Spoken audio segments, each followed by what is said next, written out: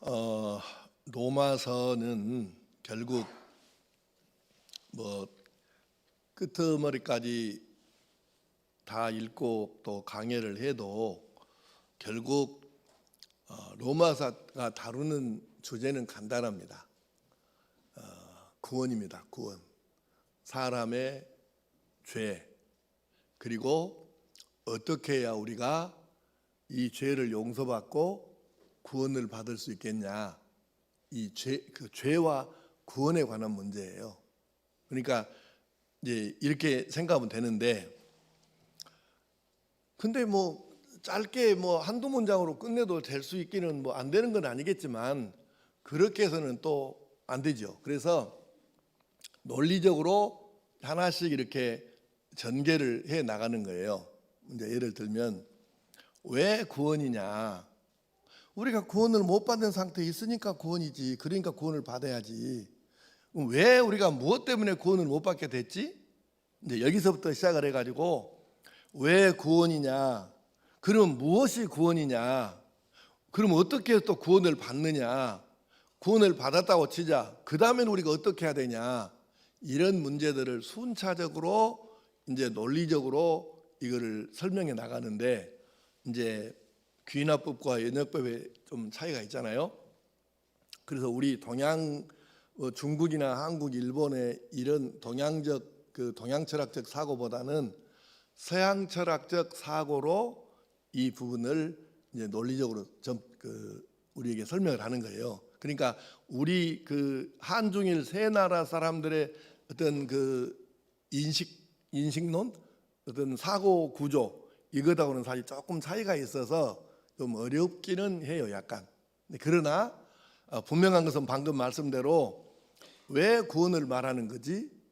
당연히 구원을 못 받으니까 구원을 얘기할 수밖에 없죠. 그럼 왜 구원을 못 받게 돼서? 죄 때문이지. 이렇게 이제 이 죄 문제부터 지금 시작을 해서 쭉 풀어가는 이것이 지금 로마서의 순서예요. 그러면 이제 로마서에서 계속 강조하는 문제 중에 하나가 뭐냐면 의라는 거잖아요. 의. 하나님의 의, 사람의 의. 그래서 우리가 의롭다 인정함을 못 받았기 때문에 구원을 못 받는다. 이런 것부터 시작해서 계속 의의 문제가 나오는데, 이제 의는 이제 간단하게 짤막하게 정리하면 이런 얘기예요.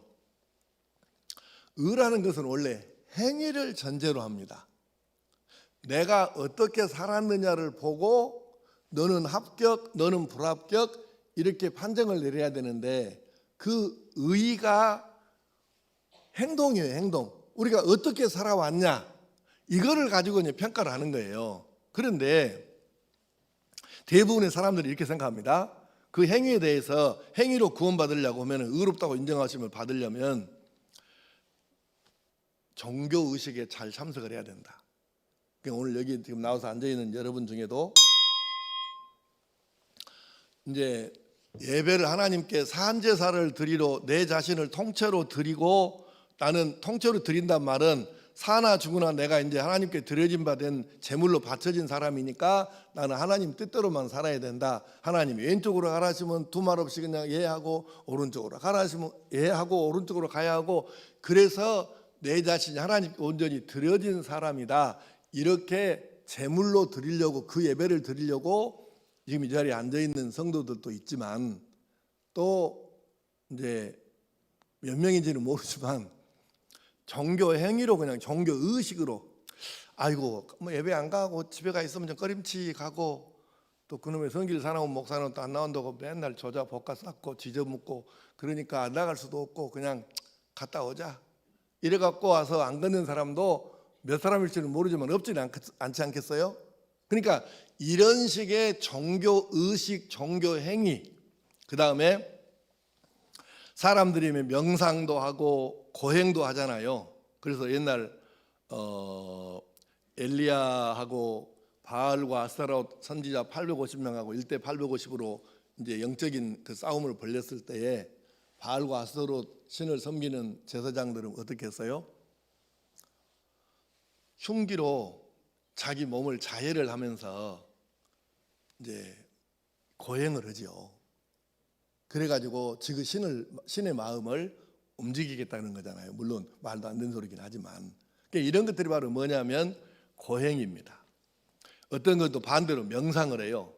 그리고 또 어떤 사람은 지식적으로, 그리고 어떤 사람은 율법을 하나라도 더 행해야 된다는 이런 생각으로, 어떤 사람은 도덕적으로 살아야 된다는 생각, 어떤 사람은 양심의 가책만 안 받으면 되지 뭐 이런 사람, 그런 것을 가지고 하나님께 의롭다고, 자기 방금 말한 이 행위를 가지고 하나님께 의롭다고 인정을 받아야 되는데, 하나님께서 그렇게 산 사람들에서 너 합격 이렇게 하시겠냐 그 말이에요. 그래서 우리의 행위 이것 가지고는 하나님께 너 오케이 합격 그렇게 의롭다고 판정받을 사람이 한 사람도 없다는 거죠. 그래서 모두가 죄인이고, 그래서 모두가 죄인이기 때문에 모두가 구원을 받지를 못하는 거죠. 그래서 사람들이 자기 스스로 의롭다고 할 수 있는 방법이 없다. 행위 가지고는 도저히 의롭다고 인정을, 합격 판정을 못 받으니까, 그래서 하나님의 의가 나오는데, 사람의 의가 아니라 하나님의 의가 나오는데, 하나님의 의는 뭐냐면 우리가 의로워서가 아니라 하나님께서 그냥 이거 이제 여겨주신다 그러는데, 의롭다고 그냥 여겨주시는 거예요. 그냥 넘어가 주시고 봐주시는 것이죠. 그런데 그냥 할 수는 없어요. 그래서 예수님을 구주로 영접한 사람들에게는 그냥 의로운 것으로 여겨주시고 그냥 넘어가시는 거예요. 그냥 여겨주시는 거예요, 우리를. 여러분, 정직하게 한번 대답해 보십시오. 자녀들을 기르는 사람들,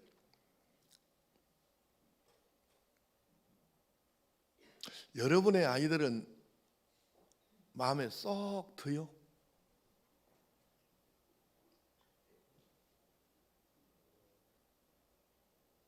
그냥 어릴 때는 속이 뒤집어 갖고 나가 이 새끼야 그러고 당장에 직접 쫓아내서 그냥 족보를 파불고 이러고 싶은데,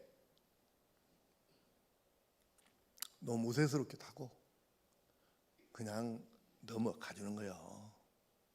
그런 때가 한두 번이 아니, 그 이전에 우리가 부모 밑에서 자랄 때 어떻게 자랐는가 생각해 보면 답이 바로 나옵니다. 우리 새끼들 말하지 말고 내가 우리 부모님에게서 아기 때 어렸을 때 어떻게 살았는가를 생각하면 답이 금방 나온다는 얘기예요.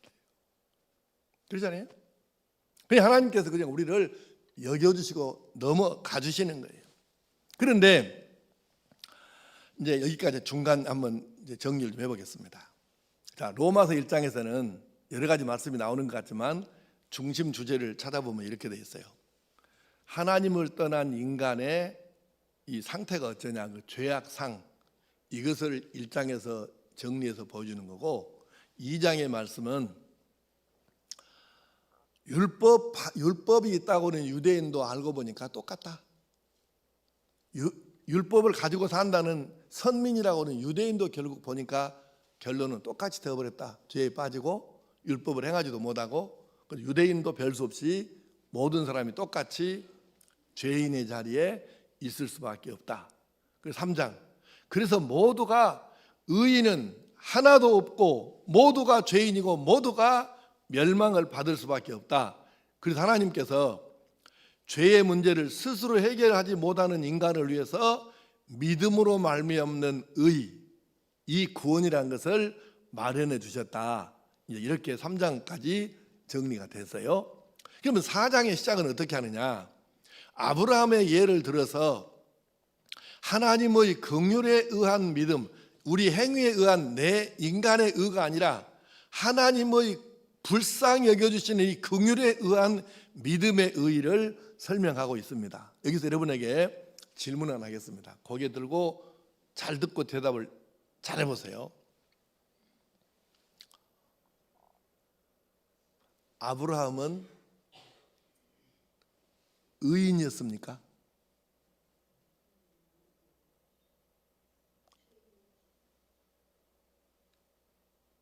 그러면 창세기 12장 1절 이하에 내가 너에게 지시할 땅으로 가라 하셨을 때 순종해서 고향을 떠났어요. 그러면 떠나기 전에는 이제 뭐 여러분도 다 죄인이라고 생각할 것이고, 떠난 후로는 의인이었습니까? 죄인이었습니까? 그렇게 말 시키면 안 돼. 여러분은 지금 아브라함처럼 여러분에게 어딘가 알려주도 않고 무조건 보따리 싸 나가거라, 우선 이사부터 갖고 봐라, 그래서 집에 나오라 할 때 여러분 같으면 지금 이사짐 싸갖고 지금 집 나가겠어. 내가 너에게 지시할 땅으로 가라 하나님 하셨는데 아브라함은 갔어. 근데 여러분은 시방 너무 얘기라고 함부로 생각하지 말고, 하나님이 지금 나한테 아브라함에게 하시듯 똑같이 내가 너에게 지시할 땅으로 가거라 그러시면 여러분 지금 보따리 싸갖고 나오겠냐고. 아브라함은 보따리 싸고 고향을 떠났을 때 그 후로 의인이었을까요? 죄인이었을까요? 그 참 이상한 사람들이네. 아니 자기들이 허락해도 허도 못하면서 어째 자꾸 죄인이라고 그랬어. 그래서 아브라함을 예로 들어서 우리가 얻은 의가 어떤 의인지, 우리가 받은 구원이 어떻게 받은 구원인지를 지금 설명을 하려고 하는 거예요. 내가 아니라 바울사도를 감동하신 성령께서 설명을 하시려고 하는 거예요.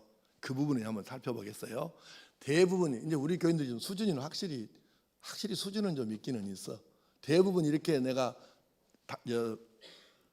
아브라함이 고향을 떠난 후에 의인입니까 죄인입니까 그러면 다들 의인이라고 하지, 믿음의 조상, 그래서 의인이라고 하지 죄인이라고 대답을 잘 안 하거든요.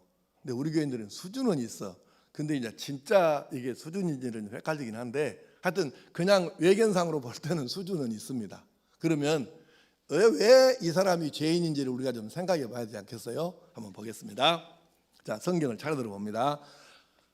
이제 본문 자막에 뜨면 이제 읽으면 돼요. 자, 창세기 12장 1절 2절 시작.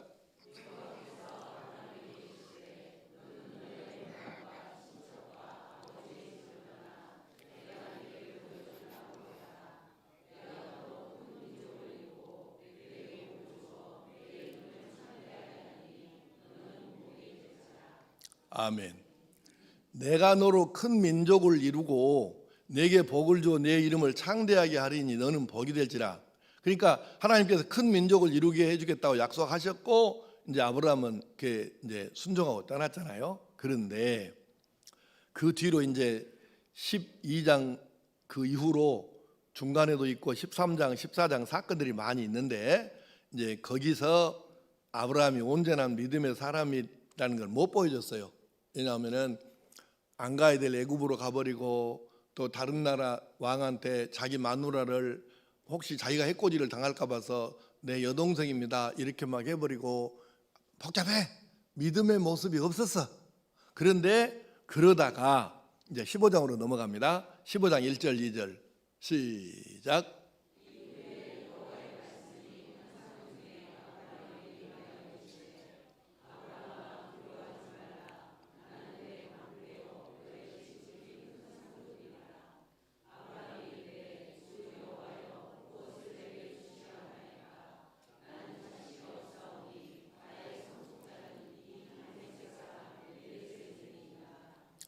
아멘. 하나님께서는 네 씨로 말미암아 네가 후손을 얻는다, 그리고 네 자손이 하늘의 별처럼 많아질 거다 하셨는데, 이 사람 지금 아브라함은 못 믿었어요. 그래서 다메섹 출신의, 다메섹은 다마스커스입니다. 지금 시리아의 수도 다마스커스입니다. 그 다메섹 출신의 엘리에셀이라는 사람을 양자로 얻어가지고 이놈에게 자기 모든 재산을 물려주기로 이미 한 거예요.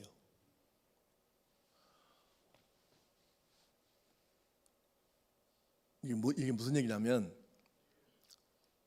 하나님께서 내게 자녀들을 주신다고 하셨는데, 아이고 새빨간 거짓말 되어버렸네.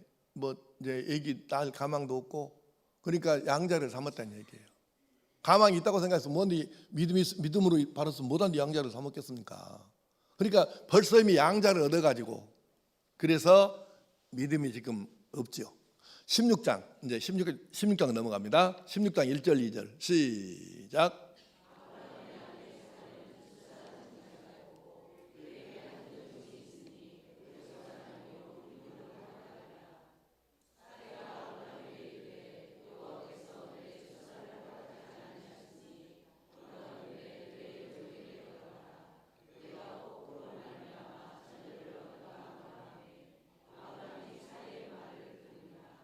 아멘.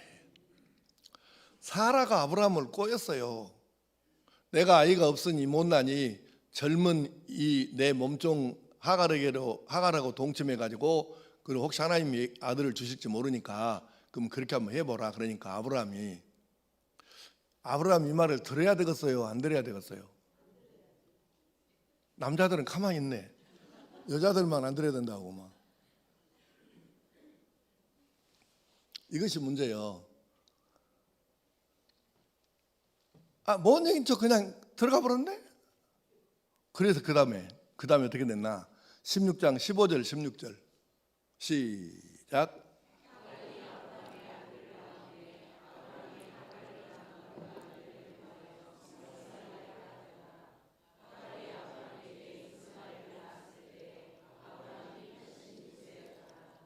아멘. 이스마엘을 낳을 때가 86세였대요. 물론 인간적으로는 아브라함의 심정을 이해를 못할 바는 아니에요. 대를 어떻게 이해해야 되겠다는 얘기예요 지금. 그러니까 이제 뭐 이렇게 했겠지. 근데 문제는 이때 아브라함이 자기 마누라 말을 안 듣고 뭔 소리를 하고 있냐고, 그의 믿음이요? 이렇게 혼짝을 내고 이렇게 했어야 되는데 이 못 이긴 척하고 그냥 이렇게 해서 이스마엘을 낳았잖아요. 그래서 지금 오늘 또 다시 요새 며칠 지금 세계가 시끄럽지 않습니까? 예. 이스라엘하고 팔레스타인하고 또 지금 난리고 있지 아니잖아요. 이스마엘만 안 낳았으면 지금 이 사건은 안 생기는 거예요. 근데 아브라함이 쓰잘데기 없는 짓거리를 해가지고 정신 나간 짓을 해가지고 믿음 없는 짓을 해가지고 지금 이 상황에 여기 온 거예요. 근데 이 말이 나왔으니까 짤막하게, 길게는 설명할 시간이 안 되니까 짤막하게 조금만 정리해 봅시다.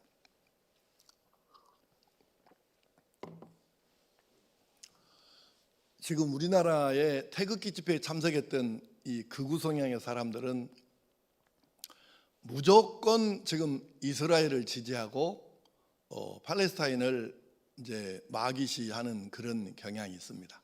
그리고 오늘도 내가 뉴스를 좀 검색해 봤더니 그 광화문 쪽에서 그 이스라엘을 규탄하는 사람들의 집회가 오늘 시위가 있었더라고요. 그래서 이제 이것도 문제고, 그래도 우리가 좀 바른 시각을 가질 필요가 있습니다. 원래 이제 그 이스라엘 주변에 우리가 그 가나안 일경이라고 부르는 그렇게 넓지는 않지만 지정학적으로 팔레스타인이라고 부르는, 그리고 우리가 일반적으로 이스라엘과 그 주변의 땅들이 하나님께서 이제 아브라함에게 내가 이 땅을 너와 내 후손에게 주리라 이제 약속을 하셨으니까 이스라엘 민족은 하나님 우리에게 주신 땅인데 이게 누구 땅이냐? 그래서 이 땅은 무조건 자기들 땅이라고 그렇게 믿고 사는 거예요. 그런데 애굽으로 가갖고 노예살을 하다가 돌아간 땅도, 그래서 하나님께서 아브라함에게 약속하셨던 바로 그 가나안이 그 땅이에요. 그런데 문제는 거기에도 사람이 살고 있다는 거죠. 그 주인이 바뀌고 이 과정을 몇 번을 겪다가 이제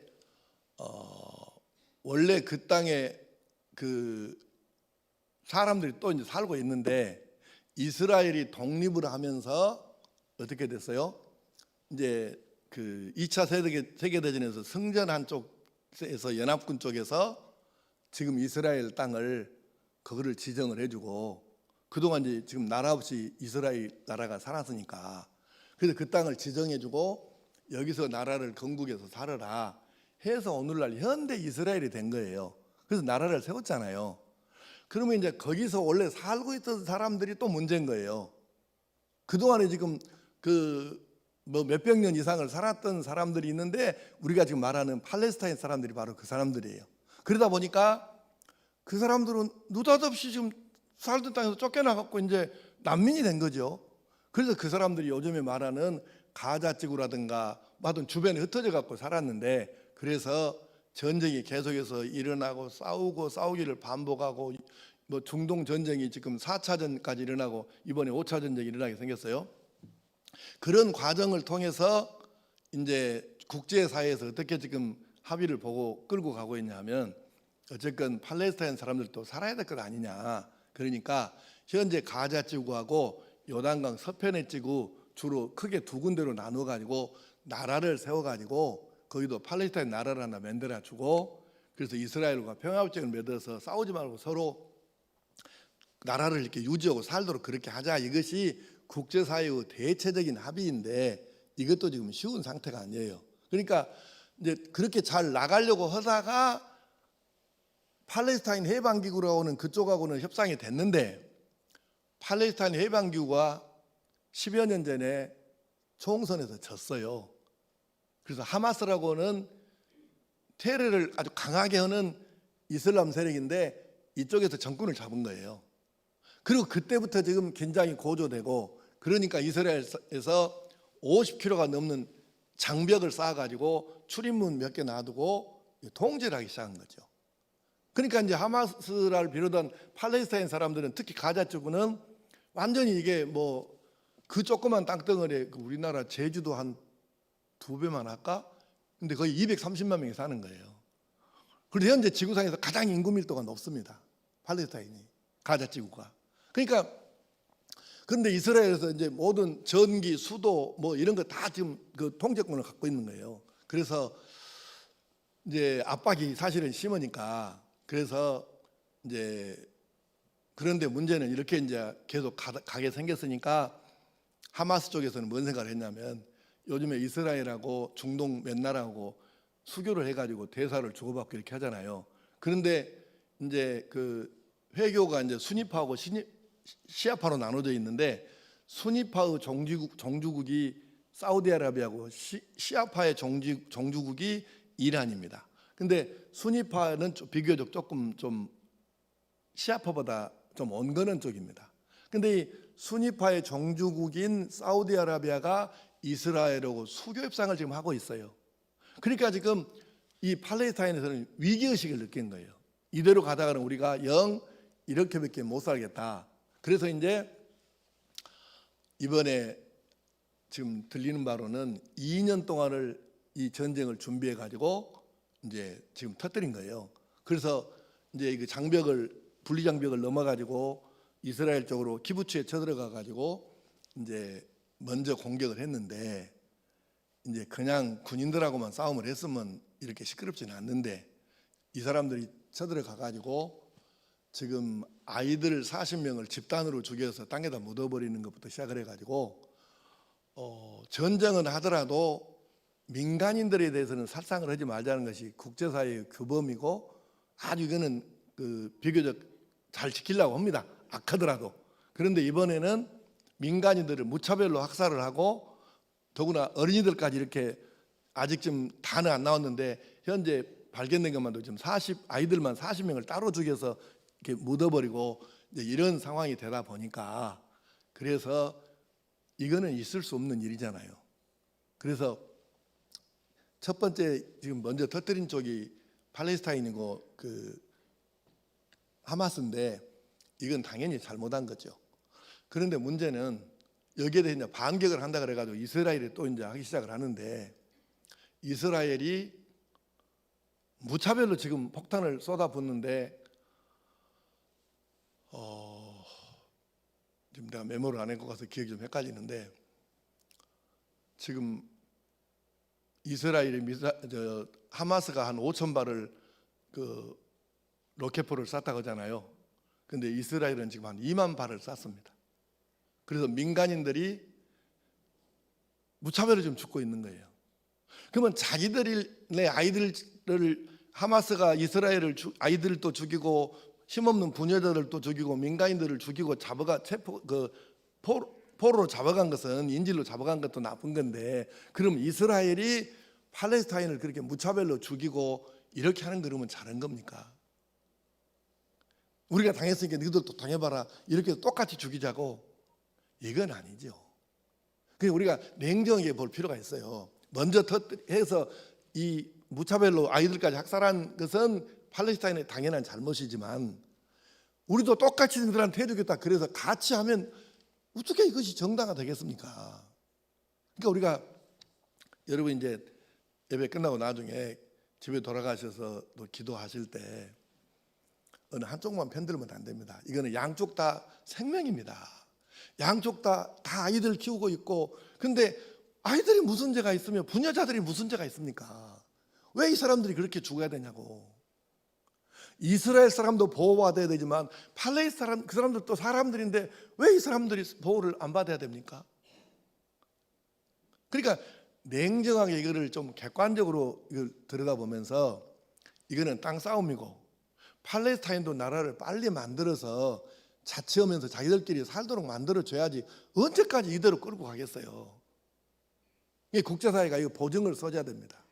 이것을 놓고 여러분들이 생명은 귀하다, 이스라엘 사람 영혼이 한 명의 무게가 1이라고 그러면은 팔레스타인 사람 영혼의 무게도 1입니다. 무슨 놈의 그 말이 안 되는 얘기들 하면 안 됩니다. 그들도 우리 전도의 대상이고 이스라엘도 우리 전도의 대상인데, 우리가 가치관을 영혼으로 보면 당연한 거 아니에요? 그러니까 기도하실 때 이 조금 냉정을 찾고 어느 한쪽에 너무 치우치지 말고, 한국 사람들이 이상하게 이스라엘은 100% 좋고 팔레스타인은 100% 나쁜 것으로 했는데, 왜냐하면 이슬람 때문에 조금 좀 냉정을 찾을 필요가 있습니다. 그렇게 객관적으로 하나님 앞에 기도하시기 바랍니다. 다시 이제 원래로 돌아가서, 그래서 이 아브라함이 사라가 시킨 대로 사라의 몸종한테 들어가 가지고 잠을 동침을 해서 이스마엘을 낳은 것은 신앙이에요, 불신앙이에요? 불신앙이지요. 어떻게 이게 신앙입니까? 그러니까 아브라함의 신앙이 지금 믿음의 모습이 없어요. 그 다음에 창세기 17장으로 넘어갑니다. 17장 15절에서 19절 시작.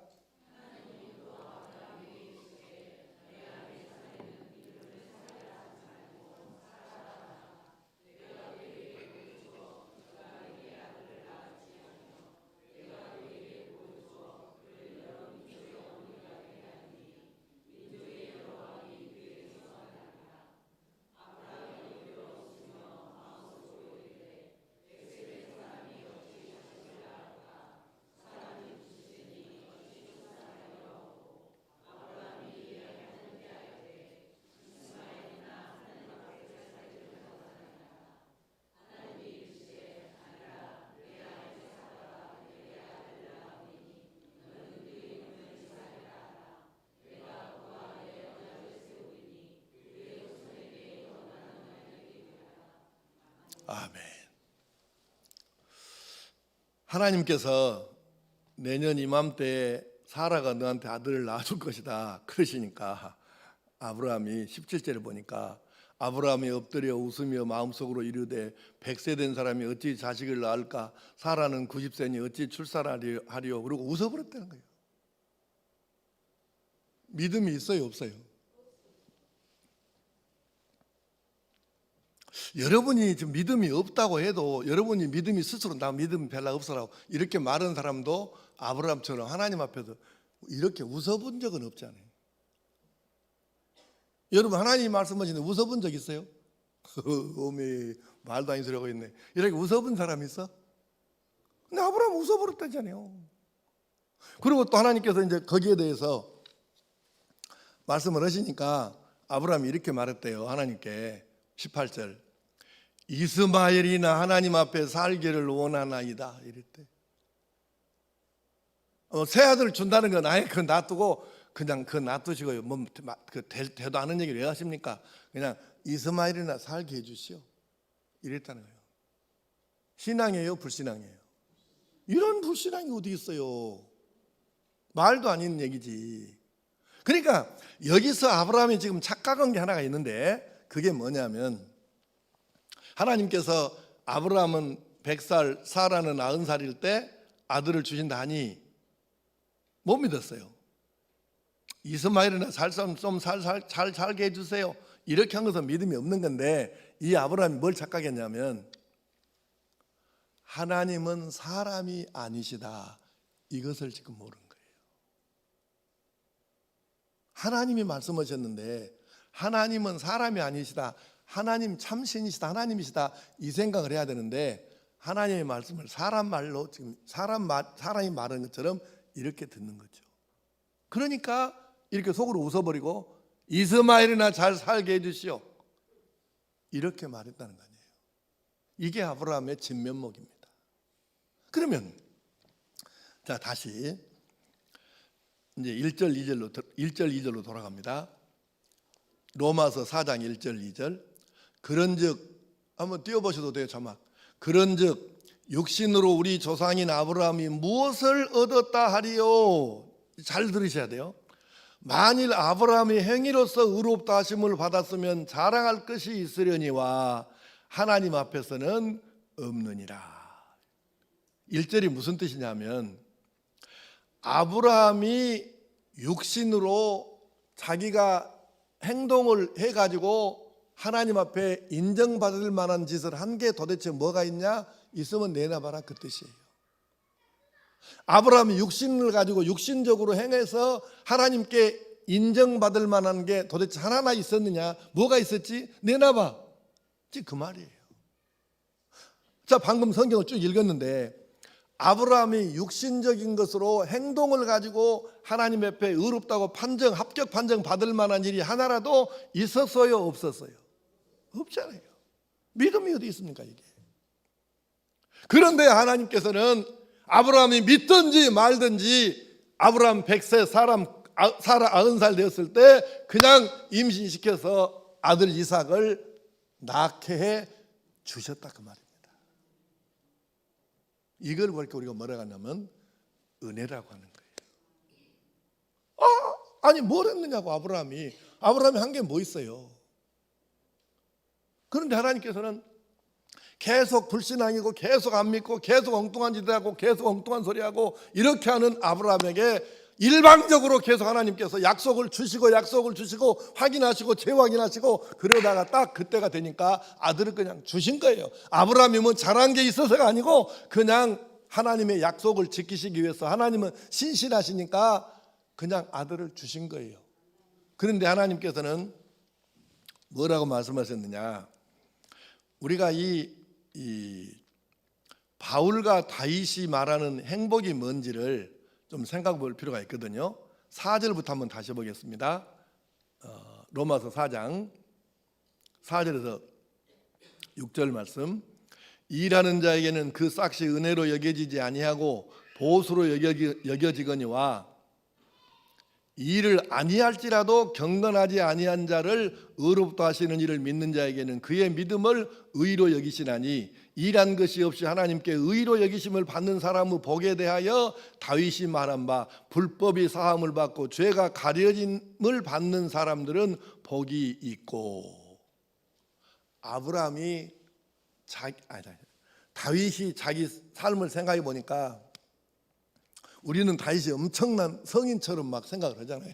근데 다윗이 스스로 생각해 보니까 자기는 너무 나쁜 놈이고 너무 죄인인 거예요. 근데 그런 나 같은 놈을 하나님이 불쌍히 여기시고 그냥 인정해 주시고 죄도 씻어 주시고 이렇게 해준 걸 생각하니까 진짜 자기가 복 있는 사람이란 것을 깨닫는 거예요. 이게 바울 사도가 지금 그 얘기를 하는 거예요. 일한 사람이 돈 받는 거는 당연한 것 아니냐. 근데 일을 안 했는데도 돈을 주면 그거는 뭐냐? 싹시 아니잖아요. 아브라함이 잘한 것이 있어가지고 의롭다고 인정을 받았으면 당연히 아브라함의 의지요. 근데 아브라함이 잘한 것이 아무것도 없는데도 하나님께서 아브라함을 의롭다고 여겨주셨으면 그거는 싹기나 인간의 의가 아니라 하나님의 의이고 하나님의 은혜라는 것이에요. 그걸 지금 강조해서 가르치고 있는 거거든요. 그러면 자, 바울과 다윗의 행복의 기준이라고 한번 생각해 보고, 자, 창세기 15장 5절 6절 말씀을 보겠습니다. 창세기 15장 5절 6절 시작.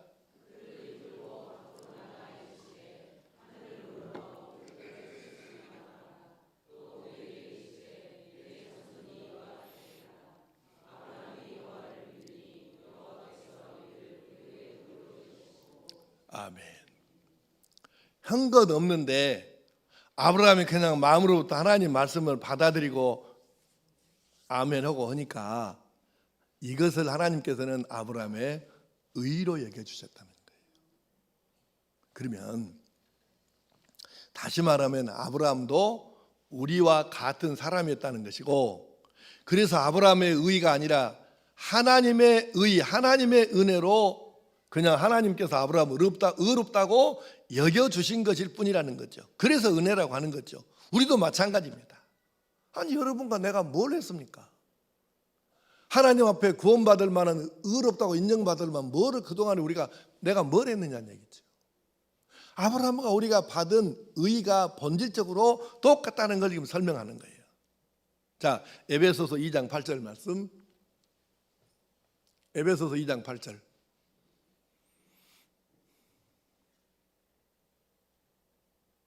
안 나옵니까?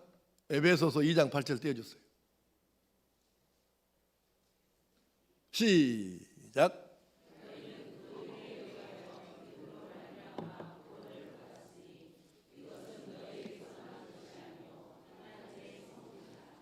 아멘. 사람들은 내가 믿어서 구원받았으니까 나도 한 것이 있다 이런 생각을 해요. 그런 사람들이 꽤 있어요. 아니요. 믿음도 하나님의 선물입니다. 아이가 나중에 커가지고요, 엄마 아빠가 나를 키워준 건 맞는데요, 꼭 엄마 아빠가 키워준 것만도 아니에요. 엄마 아빠가 젖을 물려줄 때 내가 빨아서 먹었잖아요. 밥을 우유를 이렇게 다 갖고 그때 내가 빨아서 이렇게 우유를 먹었잖아요. 그러니까 나도 한 것이 있죠.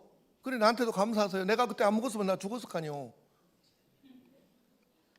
말이 돼요, 안 돼요?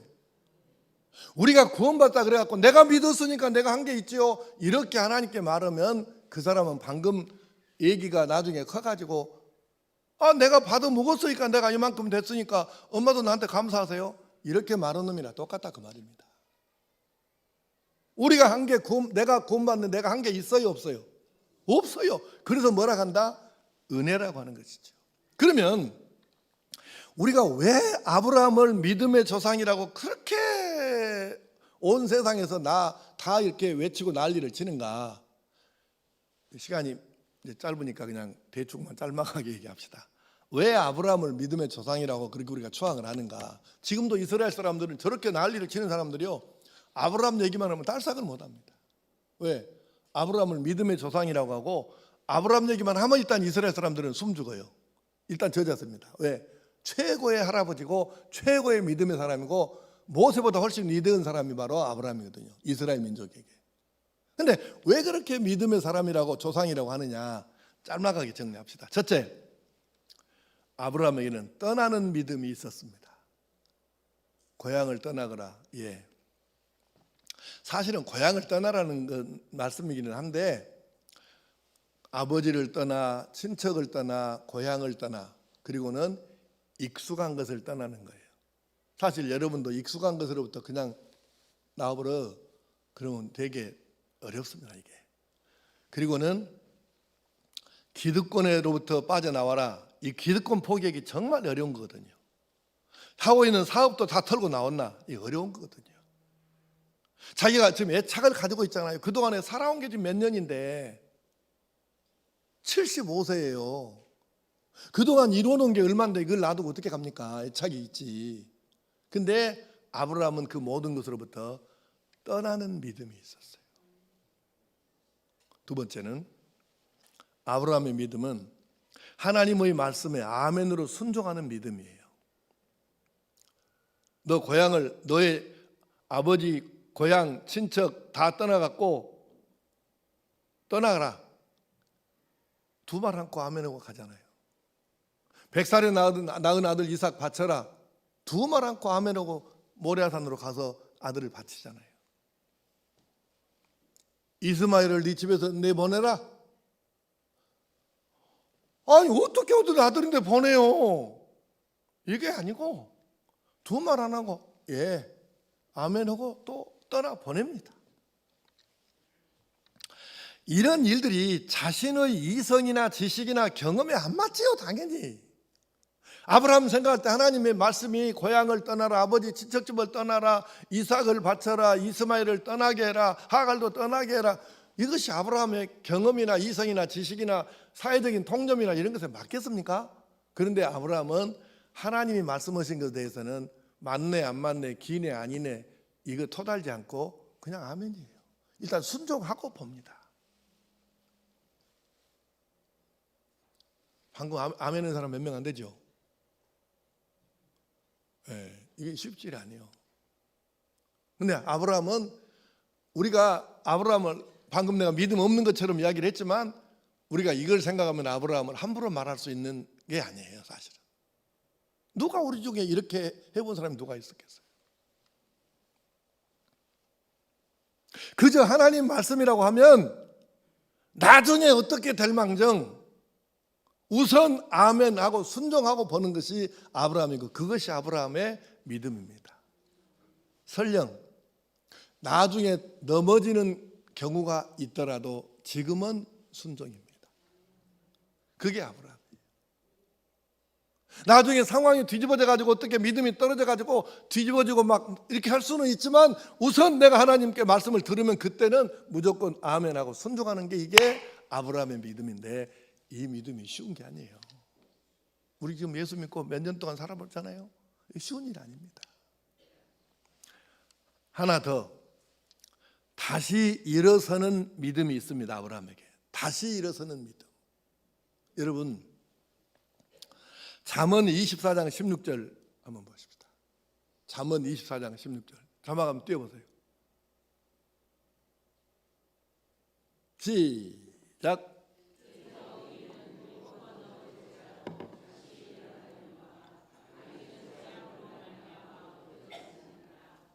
아멘.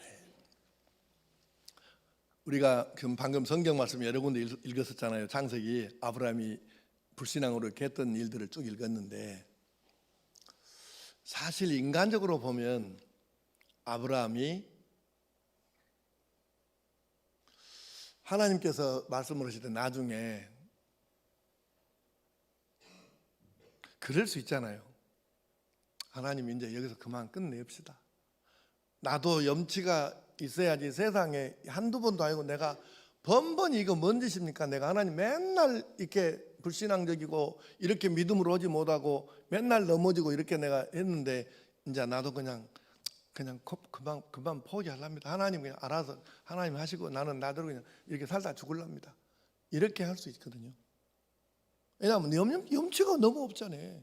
한두 번도 아니고 이게 뭐 하는지 이게 사람이 이게 뭡니까 지금? 맨날 넘어지고 맨날 시험 들고 맨날 그러니까 아브라함 입장에서는 염치가 없지. 사실 하나님 앞에 뭔 염치가 있어갖고 단락으로 하겠어요? 뭔 기도를 제대로 하겠어요? 그런데 아브라함의 이 믿음은 무슨 믿음이냐면 그래도 하나님 앞에 또 다시 그냥 일어서서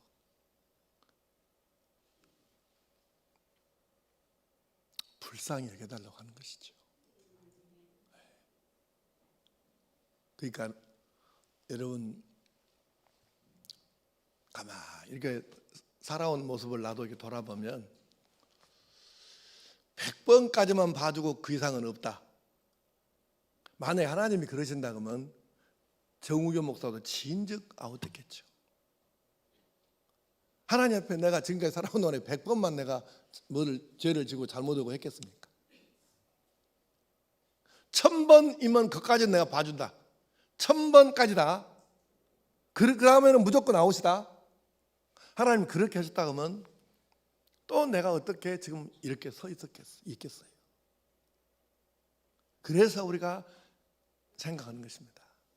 아브라함이 왜 믿음의 조상이냐? 그렇게 넘어지고 염치가 없어서 이제 그만합시다. 나도 끝낼랍니다. 포기합니다. 이럴 수 있었을 터인데 그래도 하나님 앞에 아브라함은 더 나아가고 나를 불쌍히 여겨달라고 그래서 아브라함이 하나님과의 관계는 유지하고 살았다는 것이죠. 이게 아브라함의 의예요. 아브라함이 잘한 것, 막 충성한 것 이것이 아니고 그래도 염치가 없었고 도저히 말 못할 수 있는 상황인데 그래도 하나님께서 말씀하시면 또다시 아멘하고 예하고 순종하고 그리고 다시 하나님 쪽으로 기울어서 나를 불쌍히 여겨주십시오. 이것이 아브라함의 믿음이고 하나님께서 아브라함을 믿음의 조상이라고 칭찬해 주시는 근거가 되는 것입니다. 자, 이제 말씀을 마치겠습니다. 아브라함의 믿음이라는 것은 하나님께서 떠나라고 하실 때 과감하게 모든 것을 버릴 수 있고 하나님 한 분으로 만족하고 다 버릴 수 있고 떠날 수 있는 바로 그 믿음. 하나님께서 무엇을 말씀하시든지 일단 아멘으로 먼저 순종하고 보는 믿음. 그리고 염치가 없어서 그만둘 법한데도 그래도 다시 하나님께 매달리고 불쌍히 여겨달라고 하고 말씀하시면 또다시 아멘하고 이렇게 다시 일어서는 믿음. 이것이 있어서 우리가 오늘날도 아브라함을 믿음의 조상이라고 하고 추앙하고 아브라함의 믿음을 본받자고 하고 하는 것입니다. 그래서 우리가 정말 용서받고 산다는 게 엄청 큰 복인데 아브라함의 이 예를 든 것이 무슨 뜻일까? 우리가 잘한 것 행위가 아니고 절대적인 하나님의 은혜이지만 또 하나님 편에서 보면 아브라함을 예뻐하실 수 있는 이런 이유도 있었다. 이걸 기억하면서 우리가 오늘 하나님 앞에서 이런 믿음으로 살아서 하나님께 은혜를 더 입고 또 다시 일어서서 하나님을 따르고 순종해서 우리도 믿음으로 승리하는 그런 하나님의 자녀 되기를 축복합니다. 기도하십시다.